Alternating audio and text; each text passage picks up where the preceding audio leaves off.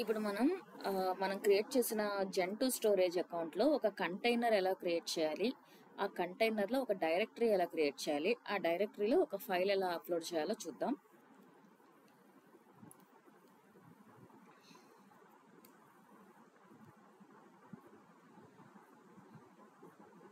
ఇది మన storage accounts, జెన్2 storage accounts. నేను ఇది సెలెక్ట్ చేసుకుంటున్నాను. ఇక్కడ కిందకి స్క్రోల్ చేస్తే డేటా స్టోరేజ్ కింద ఇక్కడ డేటా స్టోరేజ్ అని ఉంది కదా, ఇక్కడ క్లిక్ చేస్తే కంటైనర్స్ అని వస్తుంది. కంటైనర్స్ ప్లస్ సింబల్ మీద క్లిక్ చేసి కంటైనర్ నేమ్ ఇవ్వండి, క్రియేట్. కంటైనర్ 2 క్రియేట్ అయింది. కంటైనర్ 2 సెలెక్ట్ చేశాక ఇక్కడ యాడ్ డైరెక్టరీ, సేవ్. సో ఇట్లా ఒక డైరెక్టరీ క్రియేట్ అయింది.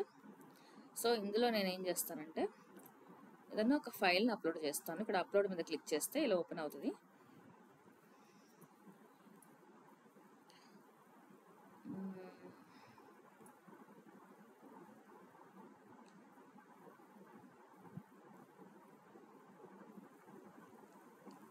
ఒక ఎక్సెల్ ఫైల్ ఇస్తాను, అప్లోడ్ చేశాను. ఇదిగోండి.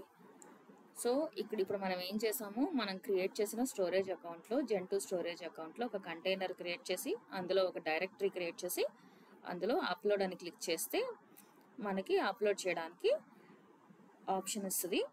మనకు కావాల్సిన ఫైల్ ఇక్కడ అప్లోడ్ చేసుకోవచ్చు.